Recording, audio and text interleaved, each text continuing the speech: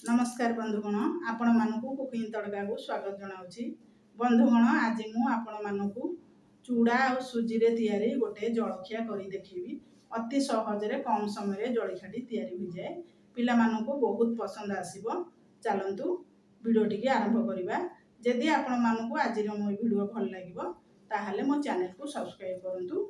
एई भली नुवा नुवा वीडियो देखिबा पई मो चैनल को सब्सक्राइब करंतु।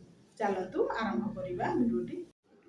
चूड़ा सुजी जलखिया तैयारी करबा पई मो एठी गोटे ताटिया चूड़ा नेइची, तापरे एठी गंठ ताटिए सुजी नेइची, गोटे आलू को कद्दूकस करची, तापरे गोटे गाजर को मध्य कद्दूकस करची, तापरे किछि अदा को छोट छोट करी काटिची, कंचा लंका, तापरे दुईटा पियाज को छोट खंड करी काटिची, टमाटर आउ लेंबू नेइची।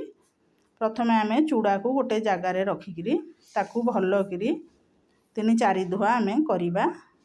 चूड़ारे बहुत असना जिनस थाए बहुत कचड़ा ता धुरु बाहरे, से आमे 3-4 धुआ करिबा।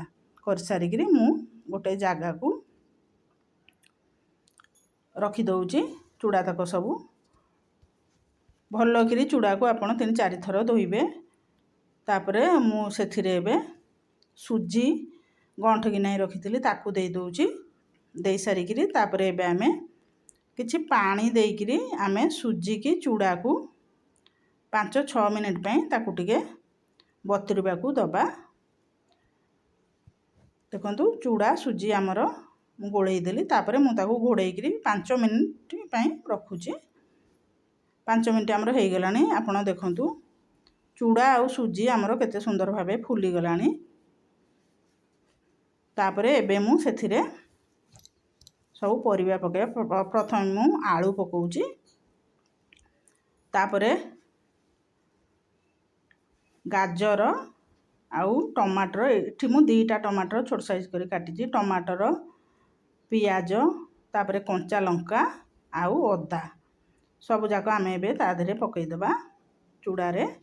तापरे पकई सारी एबे मु सेथिरे स्वाद हिसाब रे लूण बा गोटे चामच लूण पकाउची, टिके हलदी पकाउची, तापरे गोटे चामच लंका गुंड पकाउची, तापरे धनिया गुंड दउची, तापरे एबे मु सेथिरे करी मसला टिके पकाउची, तापरे गोटा जीरा टिके पकई दउची, तापरे लेंबू को हमें एबे चुपुड़ीबा।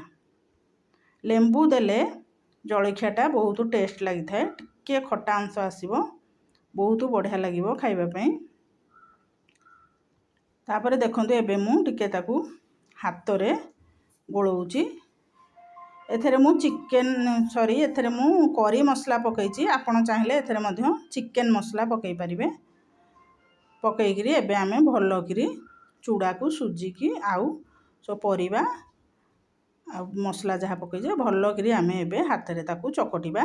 देखंतु चकटी सारी एई भली भाबे हमरो चकटा हे गेला, पूरा मेंचा मेंचा हे गेलानी।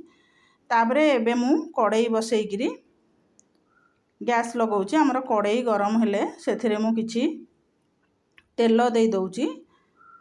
तेल हमर गरम हेले देखंतु तेल को मु चारियाडे एई भली भाबे बुलेई दउची। तापरे तेल हमर गरम हेले सेथिरे मु किछि सोरिष एमती छिंची गिरी पकाउची, चारियाडे जेमती सोरिषटा पड़िबा दरकार। तापरे मु किछि भुरसंग पत्र को पकई दउची।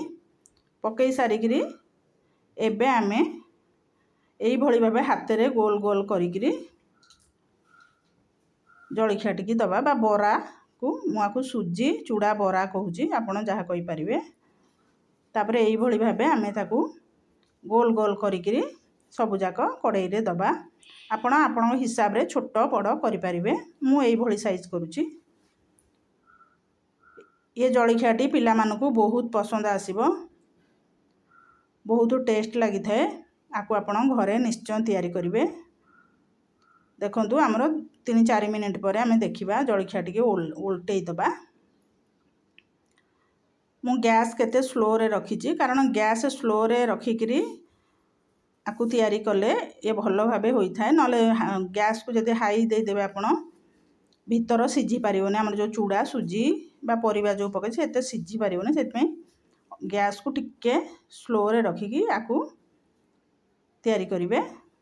देखंतु हमर केते सुंदर देखा जाउची जलखियाटी। तापरे मु एबे ताकू गोटे प्लेट को काढ़ी दउछि। आपण देखि जानि परथबे केते बढ़िया देखा जाउछि। ए भुर्संग पत्र सोरिष मध्य छुंक करछे। एटा बास्ना बहुत बढ़िया आसे। तापरे एई भଳି भाबे आमे सबु तक प्लेट रे काढ़ी दबा। तापरे मु सेकेंड थरिक मध्य जलखिया को बा बरा को देई देछि। देइकिरी एबे हमर देखंतु सबु जाका बरा एबे हेई गेला हमर सुजी आउ चूड़ा रे तयारी नुआ टाइप रो बरा जलखिया बढ़िया लगे खाइबा पे। आपण को घरे निश्चय तयारी करिवे खाइबे। आउ मो चैनल को सब्सक्राइब करिवे। देखंतु मु छिंडेकी देखै दउछि केते सुंदर हेइछि हमर जलखियाटी।